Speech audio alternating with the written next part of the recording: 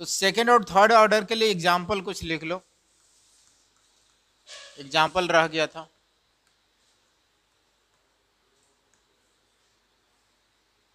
Example of second order reaction.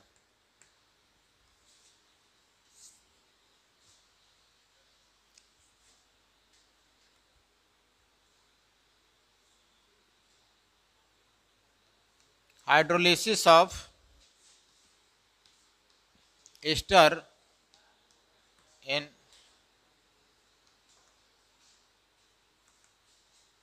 Basic medium. Hydrolysis of Easter in basic medium second order के लिए example होगा। अब Easter का जैसे CH3CO C2H5, इसको क्या बोलते हैं, नॉमेनक्लेचर में पढ़े हो ना, ईस्टर। ईस्टर का क्या होता है functional group, R, C double bond O और R डैश, यही होता है ना। तो वही चीज तो है यहाँ पे R, ठीक है। और ये तो ईस्टर का अगर हम लोग हाइड्रोलिसिस करते हैं बेसिक मीडियम में, तो ये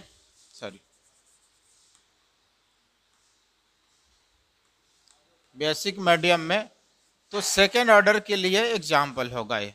तो क्या प्रोडक्ट दे देगा यहाँ पे, यानी CH3COONA, यानी ये सॉल्ट दे देगा, और प्लस इधर अल्कोहल,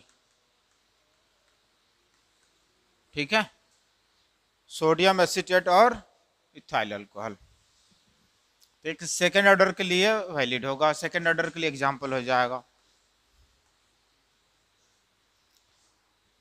नेक्स्ट है हाइड्रोलिसिस ऑफ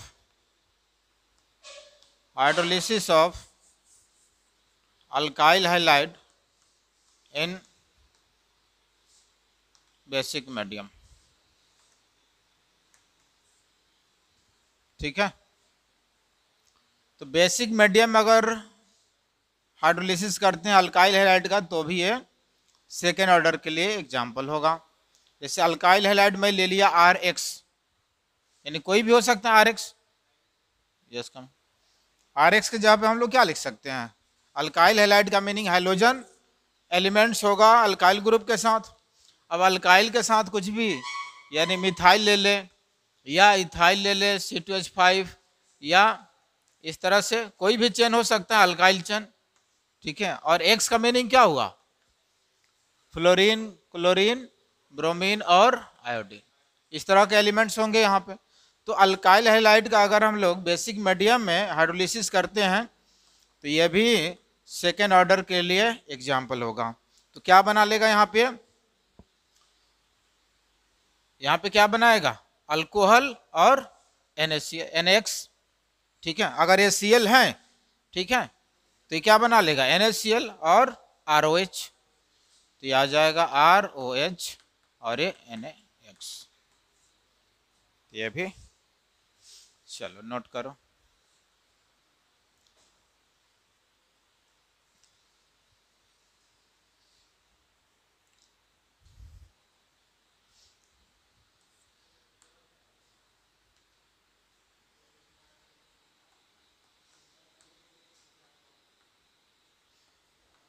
ये भी सेकेंड ऑर्डर के लिए एग्जाम्पल होगा। इसका डिकम्पोजिशन, NOCl का डिकम्पोजिशन सेकेंड ऑर्डर के लिए एग्जाम्पल होगा।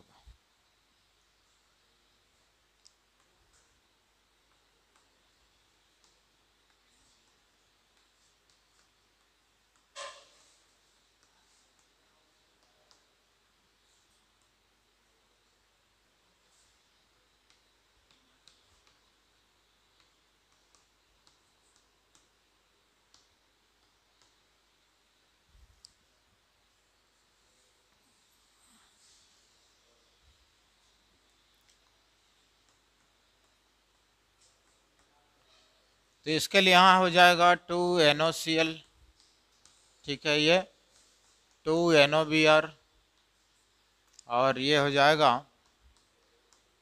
NO2, 2, ठीक है, तो 2 2 4, ठीक है। यहाँ पे हो जाएगा N2O प्लस H2O और ये D2O प्लस H2O, सॉरी,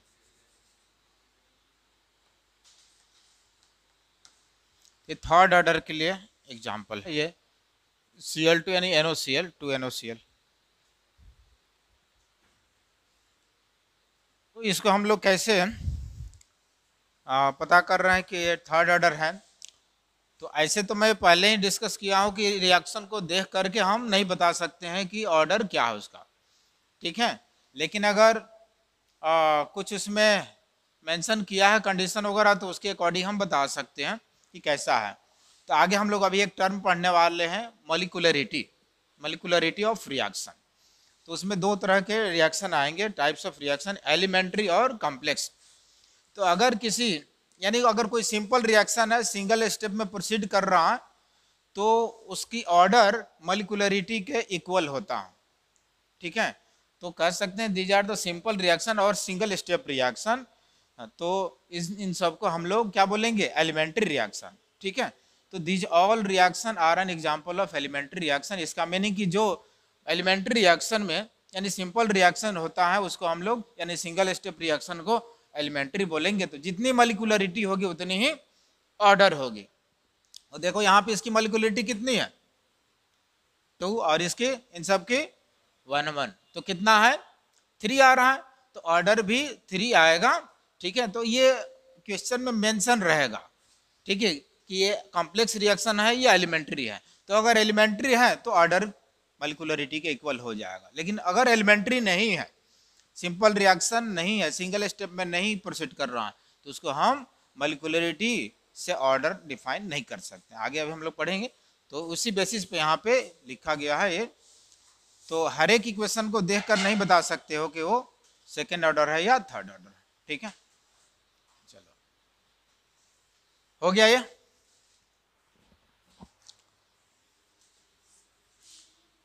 ओ, लिखो लिखो।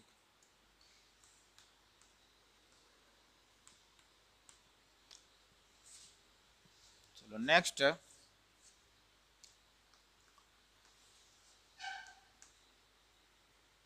Rate law equation for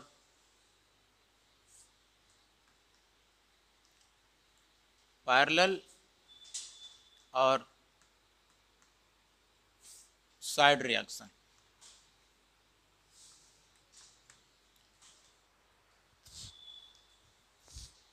parallel और साइड रिएक्शन के लिए रेट लॉ इक्वेशन।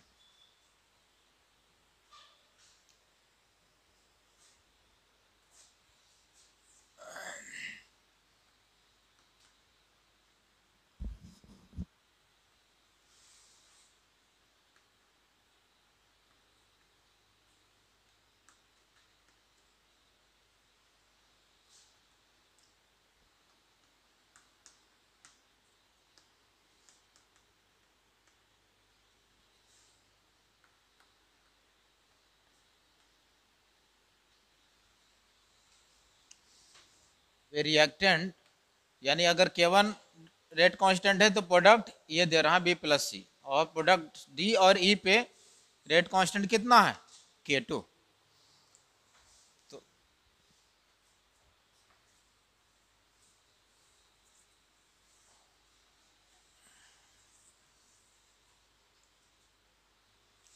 यहाँ पे जैसे रिएक्टेंट है, तो किसी भी रिएक्टेंट के लिए हम लोग दिखाए थे कि T इक्वल्स टू 0 पे इसका कंसंट्रेशन कितना? A, और इन सब का 0 0, ठीक है। और T equals to T dash पे कितना हो जाएगा? तो A माइनस एक्स, ठीक है। तो यहाँ पे मैं केस फर्स्ट लिख रहा हूँ। केस फर्स्ट में इफ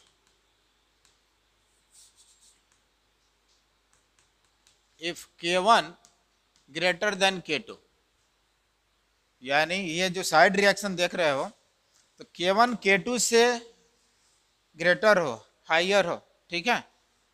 तो क्या होगा? तो ऐसे केस में यानी K1 बड़ा होगा K2 से, तो A से B प्लस C ये मेन रिएक्शन होगा। इसको हम लोग क्या बोलेंगे?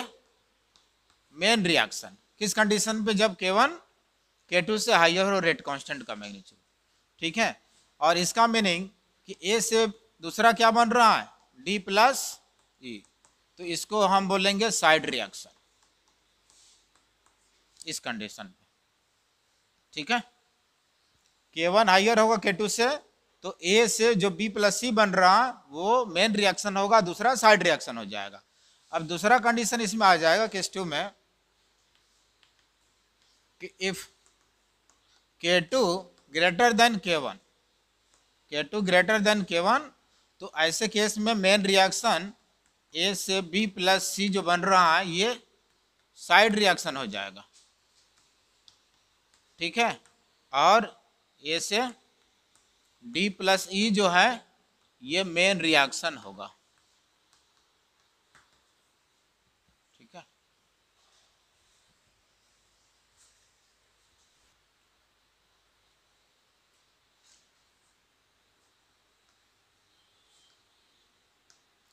तो रेट कितना हो जाएगा, dx अपॉन dt, और इस तरह से हम लोग देखें तो dx अपॉन dt, या कह सकते हैं कि dc अपॉन dt, ये कितना हो जाएगा।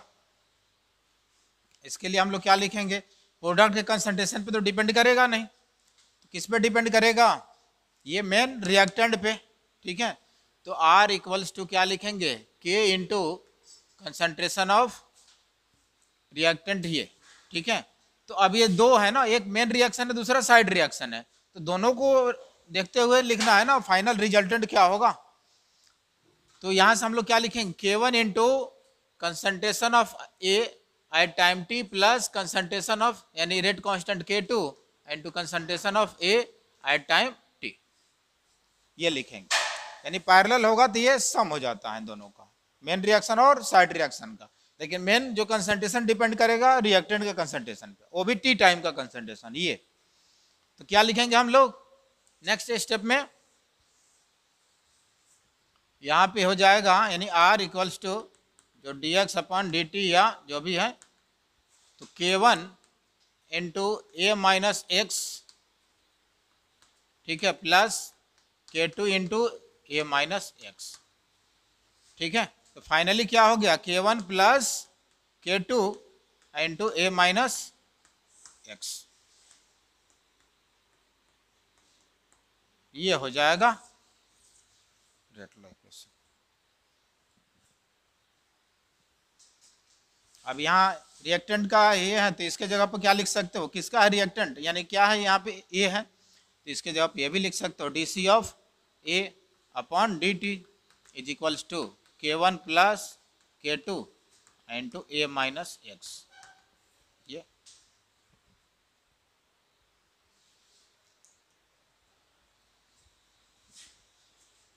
मान लेते हैं रेट वगैरह दिया हुआ है कंसंट्रेशन, और किसी एक को दे करके रेट कांस्टेंट दूसरा पूछ सकते हैं, यहाँ से हम लोग निकाल सकते हैं, ठीक है, K1 K2। अब इस तरह का साइड रिएक्शन बहुत सारा हो सकता है, जैसे यहाँ पे एक साइड था एक मेन था, तो साइड रिएक्शन बहुत सारा हो सकता है। अगर 3-4 अगर नहीं पैरेलल कॉम्बिनेशन में है तो मेन तो एक ही होगा और सब क्या हो जाएगा साइड रिएक्शन।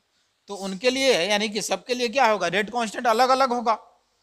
तो अगर इस तरह से 4-5 हो या n जो है टर्म्स में हो तो हम लोग क्या लिख सकते हैं, K1 प्लस K2 प्लस यानी नेट रेट कांस्टेंट कितना हो जाएगा, K1 plus K2 plus K3 डाइडेस Kn, ठीक है, n साइड के लिए।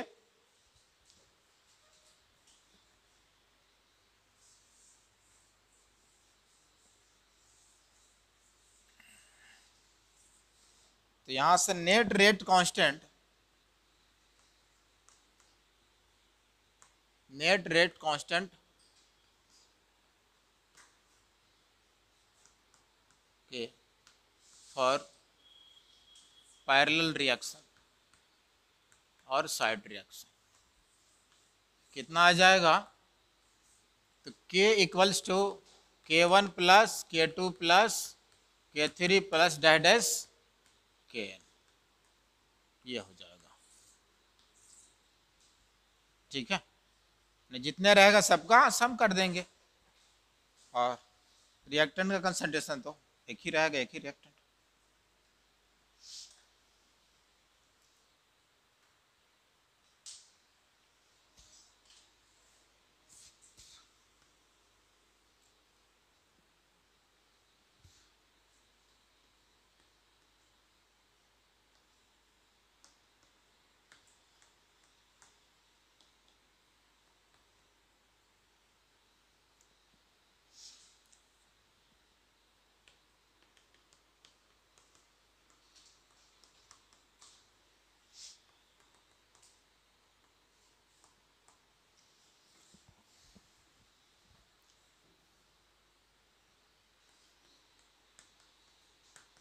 अब देखो, अब इसके लिए अगर लेते हैं तो बी का परसेंटेज कितना हो जाएगा, तो क्या लिखेंगे, बी के लिए ए से बी जा रहा है तो इसके लिए कितना रेट कांस्टेंट है, K1, और नेट रेट कांस्टेंट इसमें कितना हो जाएगा, इसमें नेट रेट कांस्टेंट कितना, K1 प्लस K2 ये होगा। तो यहाँ पे परसेंटेज अगर मैं निकालूं तो K1 प्लस यानी K1 by K1 plus K2 into 100, यानी अगर ये दिया हुआ है K1 K2 और B का परसेंटेज C का परसेंटेज यानी इन सब का पूछ ले डिफरेंट डिफरेंट रहेगा तो निकाल सकते हैं। सिमिलरली C का परसेंटेज पूछ लिया तो क्या लिखेंगे, K2 upon K1 plus K2। ठीक है, चलो नोट कर लो।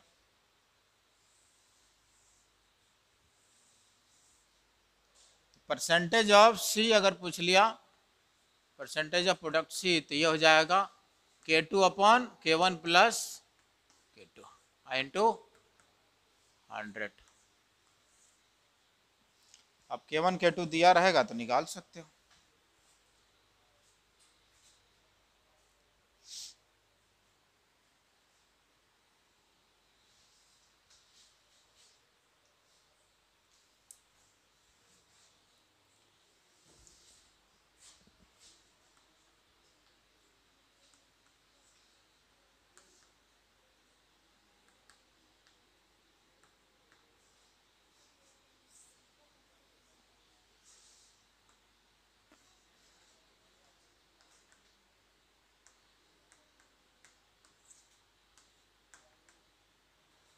चलो नेक्स्ट है rate law equation for reversible reaction.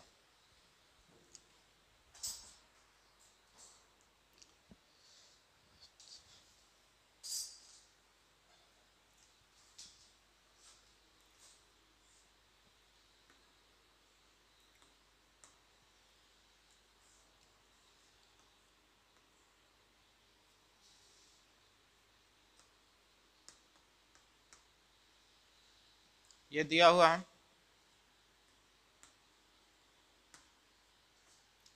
Suppose कि ये रिवर्सिबल रिएक्शन दिया हुआ है, नहीं कि फॉरवर्ड और बैकवर्ड डायरेक्शन दोनों डायरेक्शन में रिएक्शन प्रोसीड कर रहा हूँ। तो इसके लिए मैं मान लिया K1 है और ये K2, ठीक है, या K1 K2 ना लेकर के हम फॉरवर्ड के लिए KF ले लिए और बैकवर्ड डायरेक्शन के लिए KB ले लिया।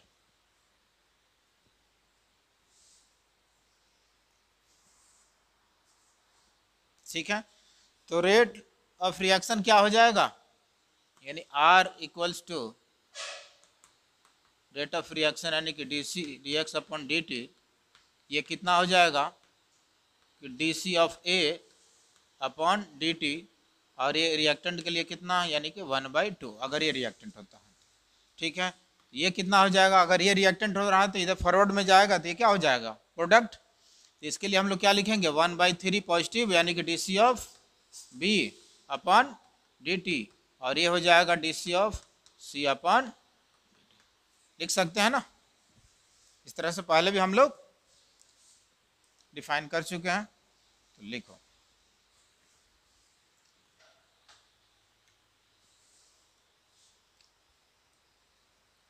अगर बैकवर्ड में जा रहा है तो रिएक्टेंट डी हो जाएगा, ये प्रोडक्ट हो जाएगा।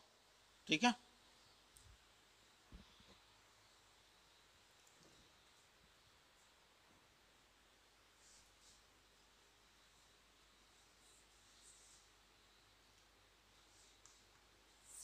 तो ये कितना हो जाएगा, rate constant R equals to क्या लिखे, फॉरवर्ड जा रहा है KF है ना इसके लिए, तो क्या लिखेंगे हम लोग, यानी dc of A upon dt। ठीक है, और ये कितना हो जाएगा, इक्वल्स टू KF, फॉरवर्ड के लिए क्या KF, और concentration of reactant eight time T। ठीक है, तो यहाँ पे हम लोग दिखा दे कि कंसंट्रेशन ऑफ A और यहाँ पे T टाइम, T टाइम का कंसंट्रेशन A का, इसका कोफिशिएंट क्या है, ये पावर में चला जाएगा। ठीक है, और फिर इधर क्या हो जाएगा, अगर बैकवर्ड डायरेक्शन में आता है तो रिएक्टेंट ये होगा, तो उसके लिए हम लोग क्या लिख लेंगे, यानी KB इंटू कितना concentration of B the whole power 3 और concentration of C the whole power 1, ऐसे लिख लेंगे।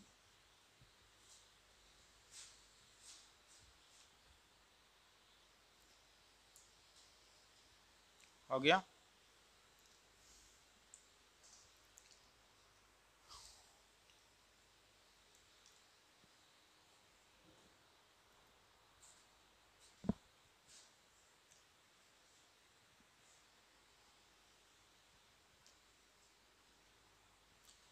ये तो सेपरेट हो गया।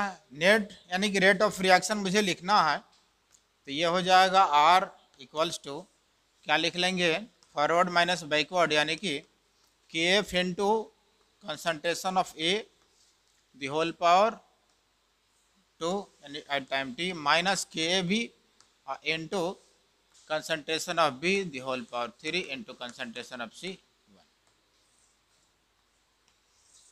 ये हो जाएगा। ठीक है, ये लिख लेना।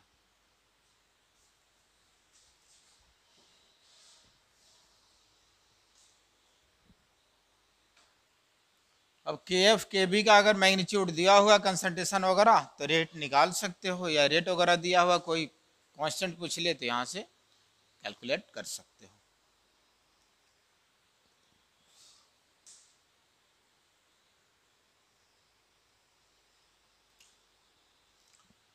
तो पैरेलल में क्या देखा, उसमें सम हो जा रहा है, और इसमें क्या हो रहा है, रिवर्सिबल में माइनस, फॉरवर्ड और बैकवर्ड का। ठीक है, चलो नेक्स्ट पॉइंट हम लोग मॉलिक्यूलरिटी टर्म।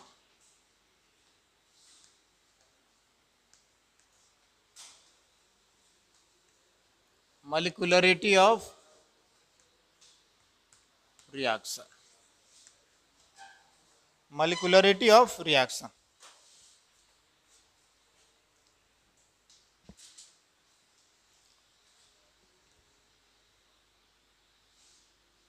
इसमें लिखना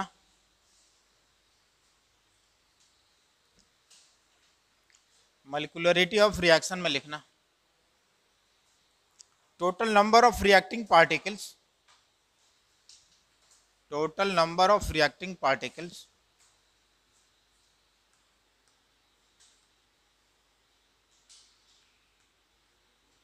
हाँ reacting particles, total number of reacting particles to take part in a chemical reaction, total number of reacting particles which takes part in a chemical reaction, which takes part in a chemical reaction is called, so एक minute which takes part in a chemical ना लिख करके elementary लिखना। ठीक है, which takes part in an elementary reaction। ऐसे chemical reaction कुछ भी हो सकता है, लेकिन यहाँ पे पार्टिकुलर क्या चाहिए, एलिमेंट्री, तभी यह टर्म अप्लाई होगा। ठीक है, इसलिए which takes part in an elementary reaction is called molecularity of reaction।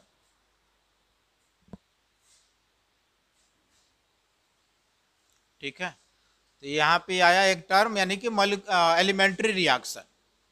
ठीक है, एलिमेंट्री रिएक्शन, तो एलिमेंट्री रिएक्शन किसको बोल सकते हैं, और एलिमेंट्री रिएक्शन में जितने मॉलिक्यूल्स पार्टिसिपेट करेंगे सिर्फ उतनी ही क्या होगी, उसकी मॉलिक्यूलरिटी टर्म होगी। ठीक है, तो एलिमेंट्री का मीनिंग लिख लेना, सिंपल और सिंगल स्टेप रिएक्शन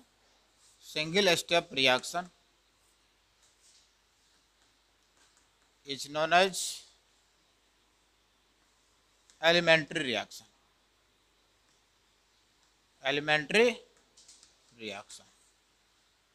यानी इस एलिमेंट्री हम उसी को बोल सकते हैं जो सिंपल रिएक्शन हो या एक ही स्टेप में प्रोसीड करता हो, सिंगल स्टेप में प्रोसीड करता हो।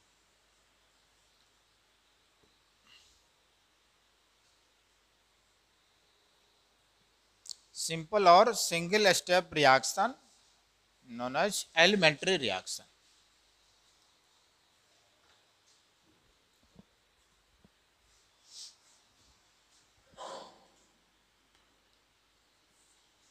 जैसे यहाँ पे हम लोग अभी बहुत देखे थे इस तरह का, जैसे NO प्लस Cl2 ये लिए थे, ठीक है। तो यहाँ पे हम लोग क्या देख रहे हैं, NO के कितने मॉलिक्यूल्स है और Cl2 के कितने मॉलिक्यूल्स है, यानी एक ये क्या है 2 मोल्स है, यानी 2 मॉलिक्यूल्स है इसका, ये 1 मोल है यानी इसके 1 मॉलिक्यूल्स है, और इसके 2 मोल्स का मीनिंग की 2 मॉलिक्यूल्स। तो टोटल कितने मॉलिक्यूल्स पार्टिसिपेट कर रहे हैं इफेक्टिव कोलिजन में, 3 मॉलिक्यूल्स, यानी इसकी मॉलिक्यूलरिटी कितनी हो जाएगी, यानी कि यहाँ पे मॉलिक्यूलरिटी यहाँ पे 3, ठीक है। और 3 जिसकी मॉलिक्यूलरिटी होगी उसको हम लोग क्या बोलेंगे, ट्राई मॉलिक्यूलर, इसको ट्राई मॉलिक्यूलर रिएक्शन बोलेंगे, ठीक है। तो इसमें इसको यहाँ पे देना पड़ेगा कि एलिमेंट्री ये रिएक्शन है या सिंगल स्टेप में प्रोसीड कर रहा है, ठीक है, उसको मेंशन करना पड़ेगा। तो एलिमेंट्री अगर बोल रहा है तो मॉलिक्यूलरिटी जितनी है उतनी ही क्या होगी, ऑर्डर ऑफ रिएक्शन, यानी मॉलिक्यूलरिटी 3 आया तो ऑर्डर ऑफ रिएक्शन भी कितना 3। तो हम लोग इसको बोल सकते हैं कि ऑर्डर, इसके लिए यहाँ पे लिख सकते हो ऑर्डर कितना हो जाएगा 3, यानी थर्ड ऑर्डर रिएक्शन।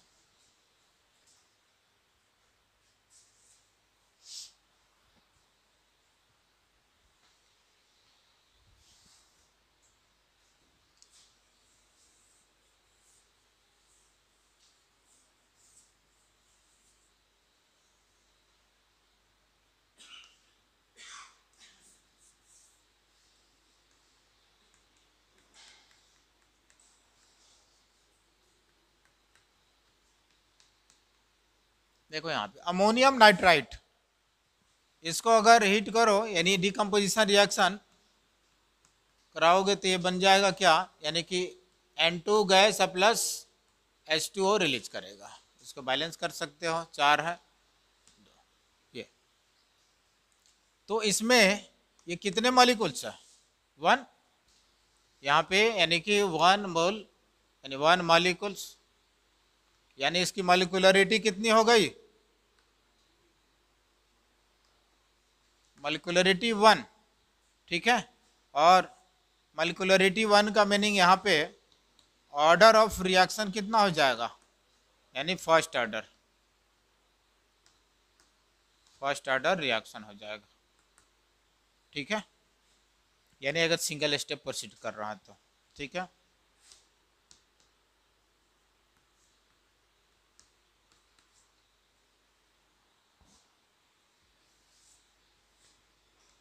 H2O2 इसका डिकम्पोजिशन कराओगे तो ये H2 प्लस हाफ O2,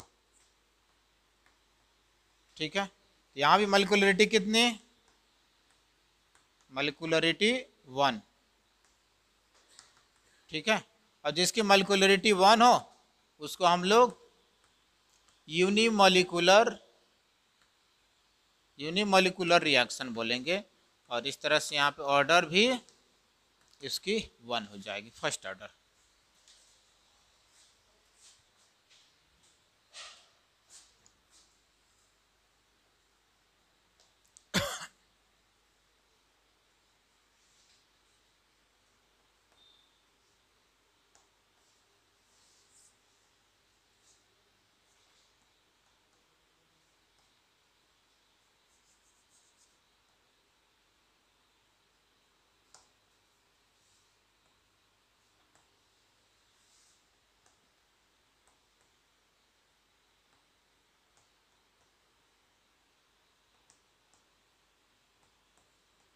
तो इस तरह का अभी हम लोग देखे थे, यहाँ पे मिथाइल एसीटेट है, और मिथाइल एसीटेट का क्या हो जाएगा मॉलिक्यूलर फार्मूला CH3CO CH3, और इसको हम लोग बेसिक मीडियम में रिएक्शन कराए तो ये दे देगा प्रोडक्ट CH3CONA यानी sodium acetate plus methyl alcohol. तो देखो यहाँ पे कितने मॉलिक्यूल्स इसके पार्टिसिपेट कर रहा है, 2 मॉलिक्यूल्स, यानी एक मॉलिक्यूल्स इसका और एक मॉलिक्यूल्स यहाँ पे NaOH। तो यहाँ पे मॉलिक्यूलरिटी हो जाएगा,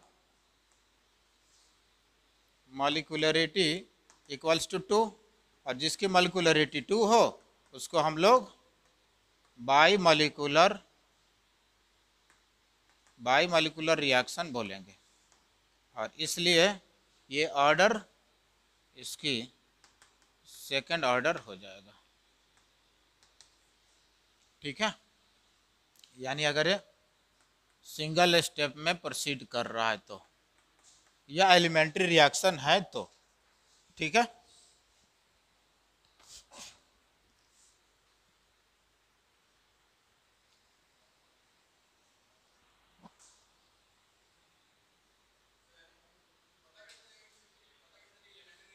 वो मेंशन रहेगा, कुछ ना कुछ कंडीशन देगा।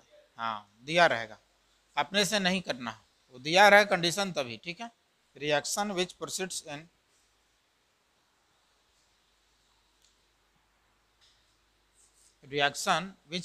In several steps is called complex reaction. Reaction which proceeds in several or many steps is called complex reaction.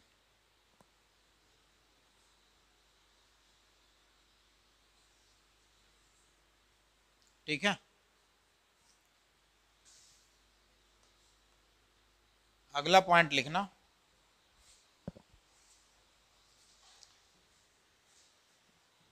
complex reaction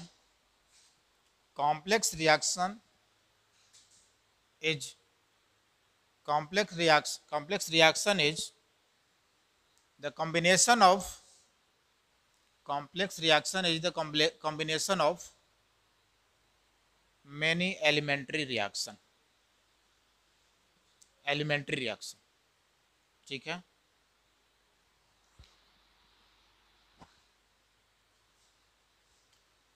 यानी कॉम्प्लेक्स रिएक्शन जो भी है सिंगल स्टेप में प्रोसीड नहीं करेगा। इसका मीनिंग कि एक कॉम्प्लेक्स रिएक्शन में बहुत सारे एलिमेंट्री रिएक्शन होंगे, एलिमेंट्री स्टेप्स होंगे। ठीक है, तो जितने स्टेप्स होंगे उन सबका जो है मॉलिक्यूलरिटी तो हम लोग निकाल सकते हैं, ईच स्टेप की मॉलिक्यूलरिटी निकाल सकते हैं, लेकिन ओवरऑल अगर रिएक्शन की बात किया जाए तो वहां पे हम मॉलिक्यूलरिटी डिफाइन नहीं कर सकते। इसका मीनिंग कि मॉलिक्यूलरिटी टर्म सिर्फ और सिर्फ किसके लिए वैलिड होगा, एलिमेंट्री के लिए। कॉम्प्लेक्स रिएक्शन के लिए मॉलिक्यूलरिटी टर्म वैलिड नहीं होगा। ठीक है, तो सपोज कि यहाँ पे मैं एक एग्जांपल ले रहा हूँ, जैसे x प्लस वाई, अब x plus Y plus Z, यानी इस तरह से अगर दिया हुआ है और ये प्रोडक्ट जो है यहाँ पे n बना रहा है।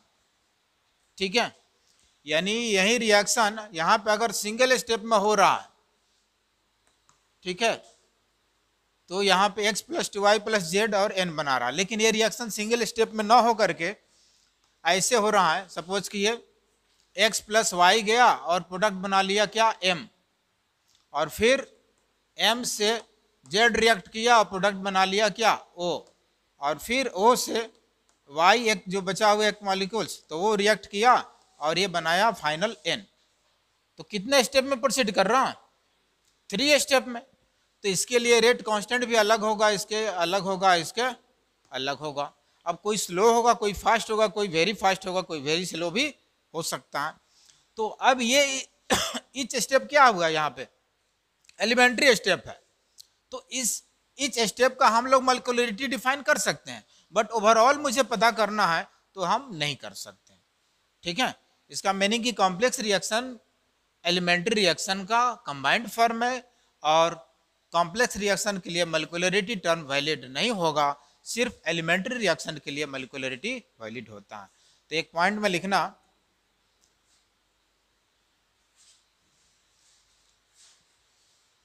यहाँ पे 3 स्टेप हो रहा, एक पॉइंट में लिखना, in a complex reaction,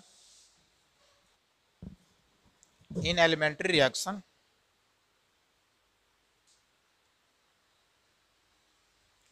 order of reaction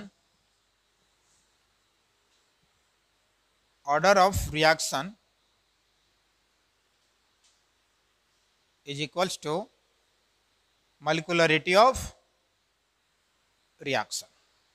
ठीक है, हाँ, order of reaction equals to molecularity of reaction. हो गया। तो एलिमेंट्री में जनरली क्या होगा, ऑर्डर कितना होगा, तो मोलिकुलरिटी के इक्वल, जितनी मोलिकुलरिटी होगी उतनी ही ऑर्डर हो जाएगी। ठीक है, लेकिन यहाँ पे टर्म लगा हुआ है जनरली, मतलब ऑलवेज की बात नहीं कर रहा है।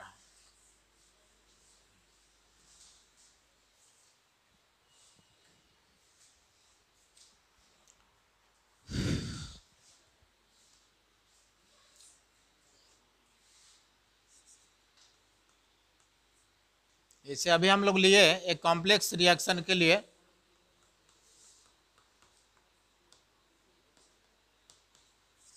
तो ये हम लोग लिए थे x plus 2y plus Z, ठीक है, और ये था n। अब बताओ इसके लिए अगर हम मुझे रेट लॉ इक्वेशन लिखना है तो क्या लिखेंगे, r इक्वल्स टू के एंड टू कंसंट्रेशन ऑफ क्या, सॉरी a, यहाँ पे x भी लिख सकते हो, कोई दिक्कत नहीं, कैपिटल लिख लो, concentration of x concentration of y into concentration of z, ये लिखेंगे ना। अब यहाँ पे इसका ऑर्डर पता नहीं है, ठीक है, L M और N हम इसको कंसिडर कर लिए, L M और N है, ठीक है, ऑर्डर। तो ये कॉम्प्लेक्स रिएक्शन है, ठीक है।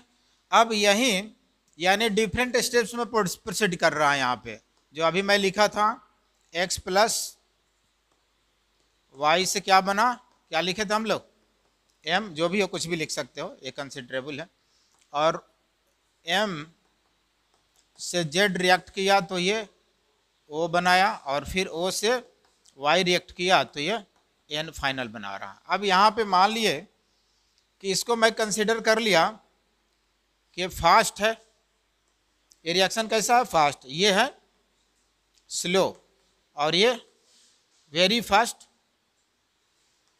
ऐसे इंफॉर्मेशन दिया हुआ रहेगा, ठीक है, ये दिया हुआ रहेगा इंफॉर्मेशन, जो कौन से फास्ट है कौन से स्लो है।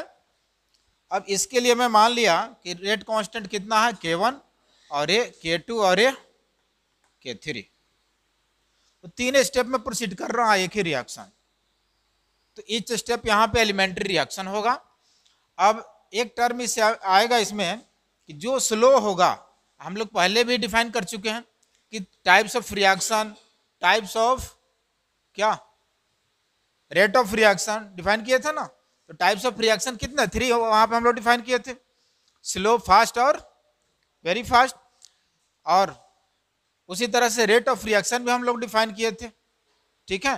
तो वो भी 3 तरह का, यानी जो स्लो होगा यानी कि फास्ट और वेरी फास्ट के बीच होगा वो क्या होगा, स्लो, स्लो यानी कि मॉडरेट टाइप से। तो मॉडरेट यानी स्लो जो रिएक्शन होगा एलिमेंट्री रिएक्शन, वही रेट को डिफाइन करेगा, उसी से हम लोग रेट निकालेंगे, यानी रेट लॉ उसी के लिए वैलिड होगा। फास्ट वाले के लिए रेट हम लोग नहीं निकाल सकते, क्यों नहीं कर सकते, ऑलरेडी हम लोग फर्स्ट क्लास में ही डिस्कस किए थे, ठीक है। तो यहां पे इसको हम लोग बोलेंगे आरडीएस। आरडीएस का मीनिंग वो आरडीएक्स बारूद वाला नहीं, ठीक है, इसको क्या बोलेंगे, हाँ, रेट डिटरमाइनिंग, हाँ, रेट डिटरमाइनिंग स्टेप, ठीक है, ये होगा। तो यही रेट को डिफाइन करेगा। अब यहां से हम लोग क्या लिखेंगे, रेट लॉ लिख सकते हैं इसके लिए, इन दोनों के लिए हम लोग नहीं लिख सकते हैं, इसके लिए हम लोग रेट को, रेट लॉ इक्वेशन लिख सकते हैं। क्या हो जाएगा रेट लॉ, बताओ, यहां से आर कितना हो जाएगा, कितना है, K2 है ना, K2 इंटू क्या है, कंसंट्रेशन ऑफ M और कंसंट्रेशन ऑफ Z, ये हो जाएगा। तो ये रेट लॉ आ गया, इसको मैं इक्वेशन फर्स्ट मान लिया, ठीक है, कैपिटल R लिख दे रहा हूँ, कोई दिक्कत नहीं है, लिख सकते हैं।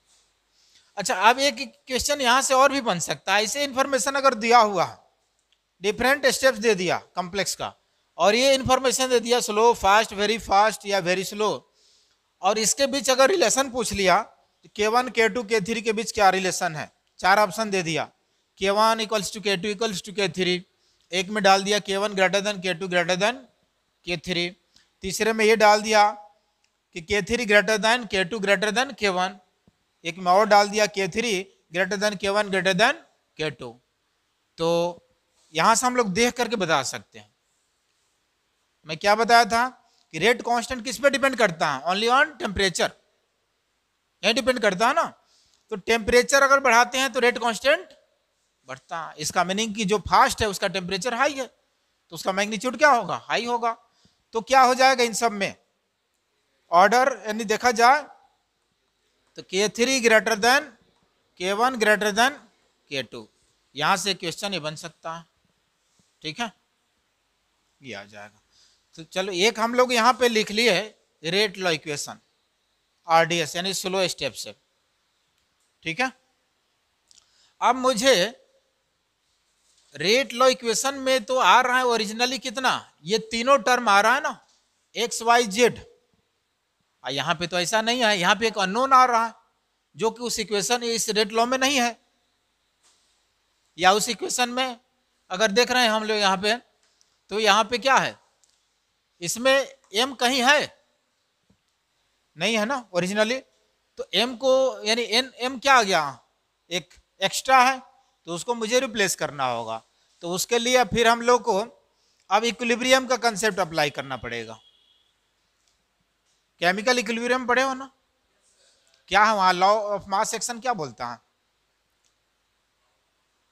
लॉ ऑफ मास एक्शन वहां पे पढ़े हो ना, या इक्विलिब्रियम कांस्टेंट क्या होता है, रिवर्सिबल रिएक्शन के लिए एप्लीकेबल होता है। और इक्विलिब्रियम कांस्टेंट हम लोग क्या निकालते हैं, यानी वहां से अगर हम लोग देखें तो क्या हो जाएगा, रेट ऑफ रिएक्शन वहां पे इक्विलिब्रियम कॉन्सेप्ट से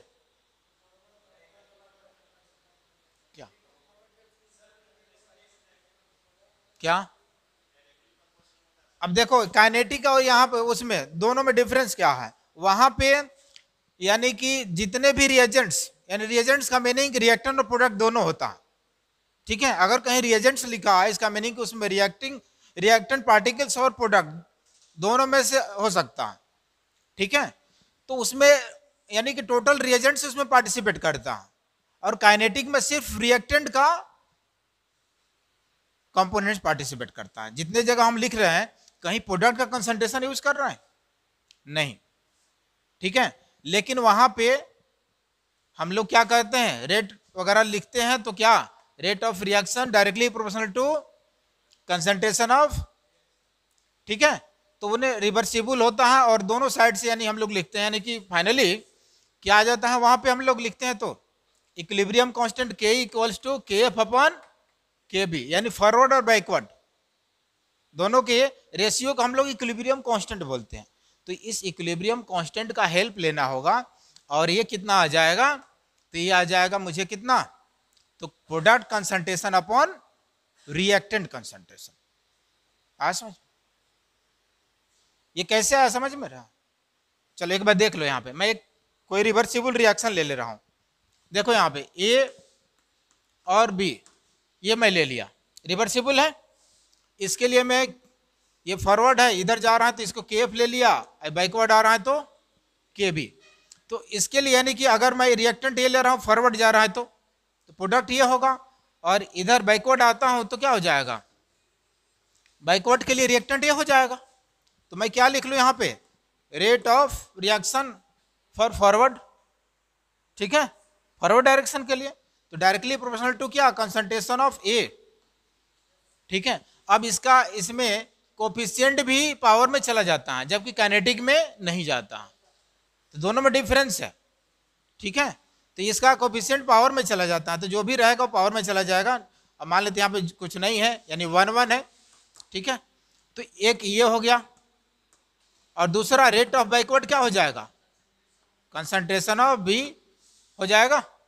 अब ये प्रोपोर्शनल साइन को हटाएंगे तो कोई कांस्टेंट आएगा जो कि मैं क्या लिख दूं, के एफ, और यहां से हटाएंगे तो क्या आ जाएगा, के बी।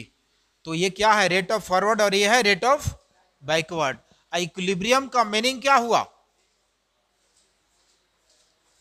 इक्विलिब्रियम कह सकते हैं, इक्विलिब्रियम क्या है, ये एक रिएक्शन का, रिवर्सिबल रिएक्शन का कंडीशन है जिस कंडीशन पे इच कंपोनेंट का कंसंट्रेशन कांस्टेंट हो जाता है और रेट ऑफ रिएक्शन, ठीक है, कांस्टेंट हो जाता है। तो एक रिवर्सिबल रिएक्शन का कंडीशन है। इसका मीनिंग कि इक्विलिब्रियम पे क्या होगा, आर एफ आर बी के इक्वल होगा।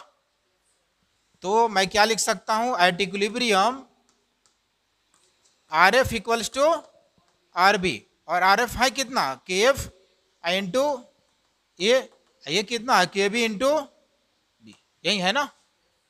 अब देखो यहाँ पे के एफ बाई के बी, यानी के एफ बाई के बी कितना होता है, यही इक्विलिब्रियम कांस्टेंट होता है, और कितना हो जाएगा, concentration of product by concentration of, तो के ई कितना आ गया, product concentration upon reactant concentration आ गया।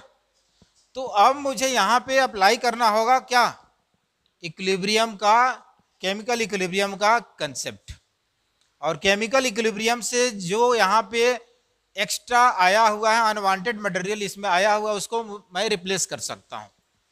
ठीक है, तो अब बताओ एम आया हुआ है, एम इसमें देखो तो किस में है, ठीक है, ये तो हम लोग यूज कर चुके हैं, तो एम इसमें आ रहा। ठीक है, तो ये फास्ट रिएक्शन से क्या कर सकते हैं हम लोग, इक्विलिब्रियम कांस्टेंट निकाल सकते हैं, तो निकाल लो। ये मिटा दो ना, ये सब लिखने की जरूरत नहीं है, ये तो इक्विलिब्रियम में पढ़े हो। तो यहां से हम लोग क्या लिख सकते हैं कि फ्रॉम इक्वेशन, इसको मान लो फर्स्ट, ठीक है, और इसको सेकंड, और इसको थर्ड। तो फ्रॉम इक्वेशन फर्स्ट से क्या मिल जाएगा, के इक्वल्स टू, यानी के एफ अपन के बी इज इक्वल्स टू क्या हो जाएगा, प्रोडक्ट अपन रिएक्टेंट। तो प्रोडक्ट कितना है, concentration of M upon concentration of X into concentration of Y. ठीक है, अब मुझे एम यहां पे पुट करना है, तो एम का मैग्नीट्यूड निकाल लो, कितना आ जाएगा, K E into concentration of X into concentration of Y. अब इस एम का मैग्नीट्यूड पुट कर लेना है किसमें, जो हम लोग अभी निकाले थे ना, हाँ इसमें,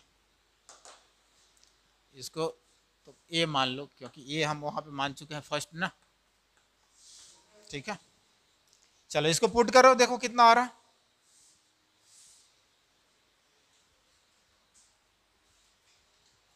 एम का मैग्नीट्यूड पुट कर लो,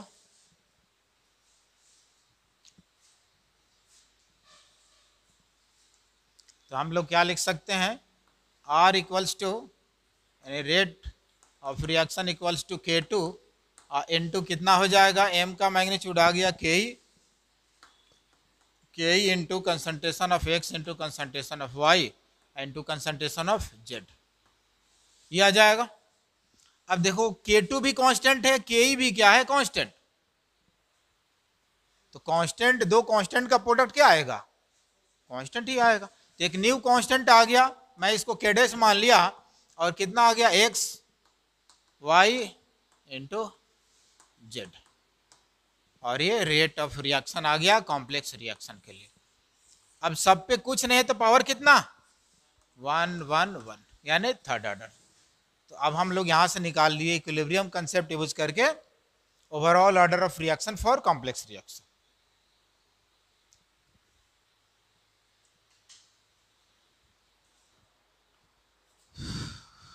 क्वेश्चन लिखो,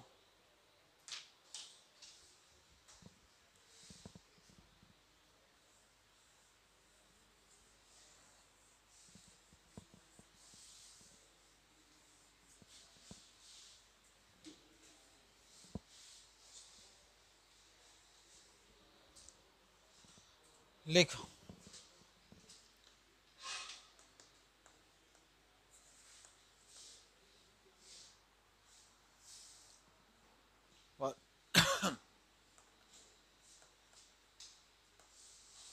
For the given reaction 2O3 और यहाँ पे O2 plus O,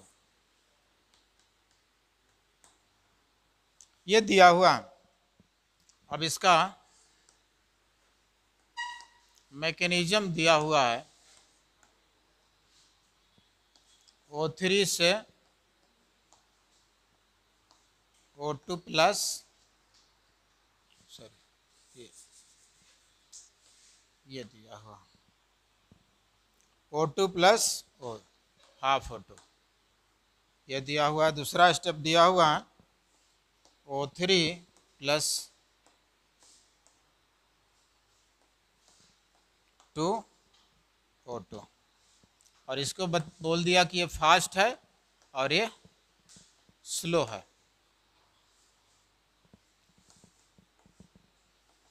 rate of reaction will be what? तो रेट ऑफ रिएक्शन पूछ रहा है यहाँ पे।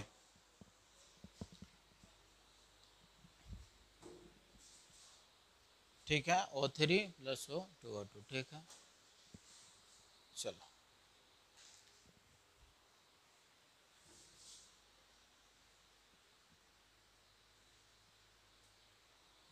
Rate of order of reaction पूछ रहा। चलो रेट और ऑर्डर दोनों, ऑर्डर आ जाएगा तो रेट लो तो आ ही जाएगा।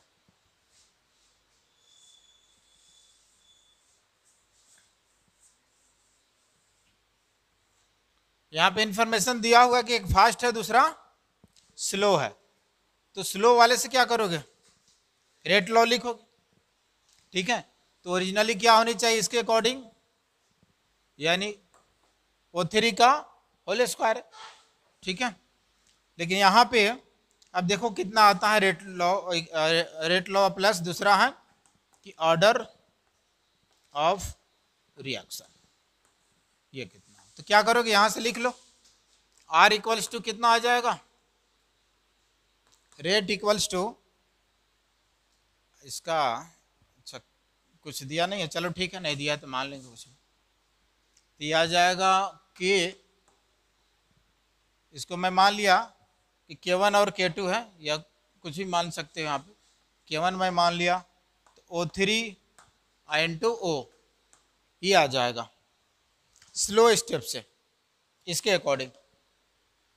अब देखो इसमें एक नेसेंट फॉर्म में ऑक्सीजन आ रहा है, तो क्या इस इक्वेशन में है कहीं नेसेंट फॉर्म में ऑक्सीजन? नेसेंट फॉर्म का मीनिंग क्या, हाईली रिएक्टिव होता है और एनेटॉमिक फॉर्म में। ठीक है, अनस्टेबल होने की वजह से हाईली रिएक्टिव होता है। तो इसमें ऐसा कहीं है, मेन रिएक्शन में नहीं है, लेकिन इस मैकेनिज्म में है। और इसमें स्लो स्टेप जो होता है वही रेट डिटरमाइनिंग स्टेप होता है। तो इसी के अकॉर्डिंग हम लोग क्या लिख लिए, रेट लो, और ये RDS हो जाएगा। अब चलो मुझे एक आ रहा है एक्स्ट्रा इसमें ऑक्सीजन, और रेट इक्वेशन के लिए मुझे ऑर्डर निकालना है। तो चलो यहाँ पे क्या कर ले, फास्ट वाले से, यानी फर्स्ट इक्वेशन इसको मान लिया, इसको सेकंड मान लिया, तो फ्रॉम इक्वेशन फर्स्ट से क्या आ जाएगा, K इक्वल्स टू कितना, इक्विलिब्रियम कांस्टेंट बताओ, कंसेप्ट ऑफ इक्विलिब्रियम कांस्टेंट क्या निकालोगे, रिवर्सिबल है तो प्रोडक्ट कंसंट्रेशन अपन, तो क्या लिखते हैं हम लोग, यानी O2 इंटू क्या आ जाएगा, नेसेंट फॉर्म का ऑक्सीजन अपन O3, ये आ जाएगा। इससे देखो यहाँ पे, ठीक है, ओ ये वाला, ठीक है, तो ये आ गया। अब चलो यहां से मुझे ऑक्सीजन का ये निकल जाएगा कंसंट्रेशन, यही तो मुझे इसमें चाहिए, तो इसका निकाल लो। यहाँ पे कितना आएगा, ऑक्सीजन का आ गया K into O3 into O2। अब इसका मैग्नीट्यूड इसमें पुट कर लो, तो कितना आएगा, rate K1 into O3 sorry K1 into KE into O3 into O2 और इसमें कितना है O3। अब देखो तो ये पूरे कांस्टेंट यानी कांस्टेंट का मैग्नीट्यूड एक न्यू कांस्टेंट, तो यहाँ पे मैं मान लिया कि ये K डैश है और O3 whole square into O2 आ गया। तो ओवरऑल ऑर्डर ऑफ रिएक्शन यहाँ पावर कुछ नहीं तो कितना 1, तो ऑर्डर कितना आ गया, ऑर्डर ऑफ रिएक्शन आ गया 3, ओवरऑल ऑर्डर ऑफ रिएक्शन इसका 2, यानी O3 के रेस्पेक्ट में कितना 2 और O2 के रेस्पेक्ट में 1। ठीक है, अब देखो तो यहाँ पे O3 के रेस्पेक्ट में यहाँ भी कितना 1 और इसके रेस्पेक्ट में अगर इधर जाता है तो 2, यहां से चलो आगे। तो इस तरह से क्वेश्चन पूछता है इसको।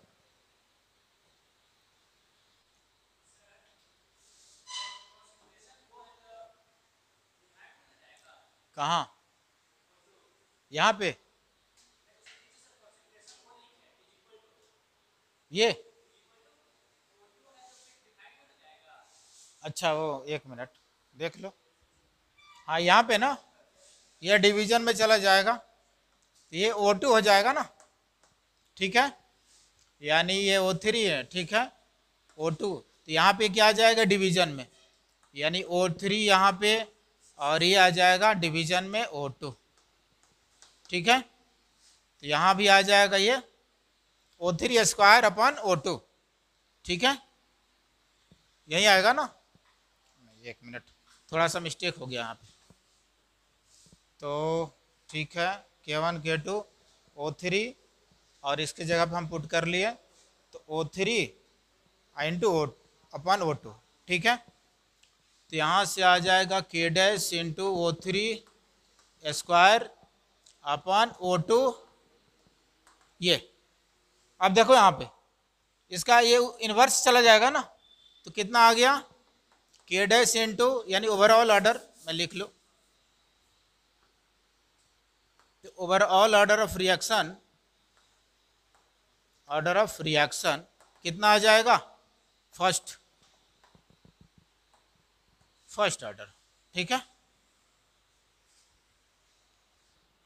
तो overall order of reaction first आ जाएगी +2 और -1 ये हो जाएगा। हाँ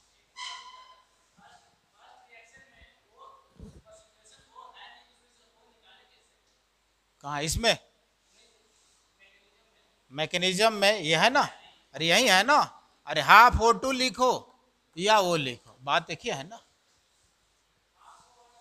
तो 1/2 O2 का मीनिंग क्या, 2 ऑक्सीजन, उसमें 1/2 से मल्टीप्लाई कर दिया तो 2 इंटू 1/2 क्या होगा, ये होगा ना, ठीक है।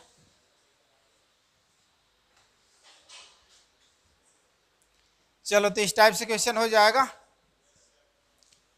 हमारे DPP में भी हैं, एक देखते हैं और कहीं हो तो। अच्छा टाइम हो गया, चलो जब टाइम हो गया तो एक लिख लो अपने से बना कर लाना, कि एक क्वेश्चन लिख लो इसी पे बेस्ड क्वेश्चन, ऐसे तो DPP चला गया है।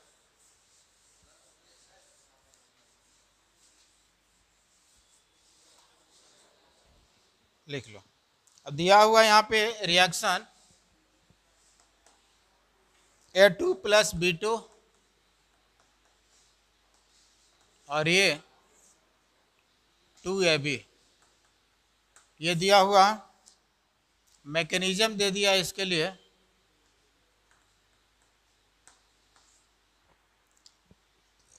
A2 से ये रिवर्सिबल है और A + A, दूसरा दे दिया A + B2 और ये AB + B और एक दे दिया A + B और AB, ये दिया हुआ है। तो यहाँ पे ऑर्डर ऑफ रिएक्शन क्या होगा ये पूछ रहा, और फिर यहाँ पे इंफॉर्मेशन दे दिया हुआ है कि ये फास्ट रिएक्शन है और ये स्लो रिएक्शन है और ये वेरी फास्ट है। ठीक है, तो जो स्लो रिएक्शन होगा वो RDS होगा, रेट डिटरमाइनिंग स्टेप यानी कि, और फास्ट। अब देखो यहाँ पे ऐसे भी पता चल गया ये रिवर्सिबल, ये सभी रिवर्सिबल नहीं है, एक रिएक्शन क्या दिया हुआ रिवर्सिबल। तो जब भी हम इक्विलिब्रियम कांस्टेंट निकालेंगे तो इसी से निकालेंगे, क्योंकि इक्विलिब्रियम जब तक रिवर्सिबल रिएक्शन नहीं होगा तो उसके लिए हम अप्लाई नहीं कर सकते। इक्विलिब्रियम का कंसेप्ट तभी अप्लाई करेंगे जब रिएक्शन रिवर्सिबल हो।